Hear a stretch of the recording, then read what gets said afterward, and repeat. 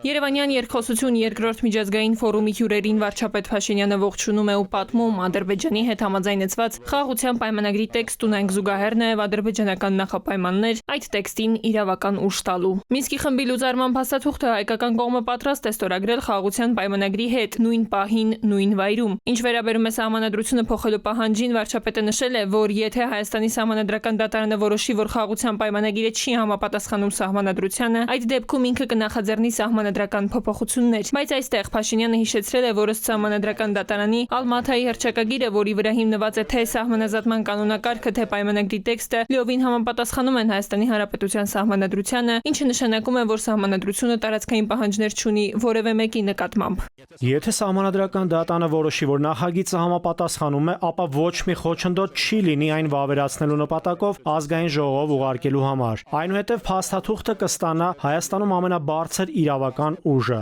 Համաձայն սահմանադրության 5-րդ հոդվածի 3-րդ կետի, որը ենթադրում է, որ ներպետական օրենսդրության հետ հակասության դեպքում կիրառվում են միջազգային պայմանագրերի դրույթները։ Համաձայնագիրը կլուծի բոլոր մտահոգությունները, որոնք կարող է ունենալ Ադրբեջանը։ Նրանց մտահոգությունները լուծելու ճանապարհը պայմանագիրը ստորագրելն է, ոչ թե այն ստորագրելուց հրաժարվելը։ Ադրբեջանի նախագահը նախորդ շաբաթ էր ձևակերպել, թե պաշտոնական Երևանը պետք է հստակ ասի, թե երբ են ադրբեջանցիները վերադառնալու իրենց նախկին բնակության վայրեր։ Վերադարձից հետո էլ ինչպես է ապահովելու նրանց անվտանգությունը։ Այսօր Փաշինյանը Երևանում պնդում է, չկա եւ չի կարող լինել արևմտյան Ադրբեջան Հայաստանի ինքնիշխան տարածքում։ Դրա քննարկումը Երևանի համար բացառված է։ Շարունակում է տևական եւ կայուն խաղաղությունը Հայաստանի եւ Ադրբեջանի միջև ոչ միայն հնարավոր է, այլև հասանելի։ Նրա խոսքով Երևանը վճռական է տրամադրված եւ խաղաղության օրակարգի հանձնառուն է։ Հայաստանը պատրաստ է շարունակել խորհրդակցություններն Ադրբեջանի հետ, հասնելու խաղաղության պայմանագրի եւ այլ փաստաթղթերի ստորագրմանը, որոնք ամբողջովին եւ կտրուկ կփոխեն իրավիճակը եւ տարածաշրջանի ժողովուրդների ճակատագրերը։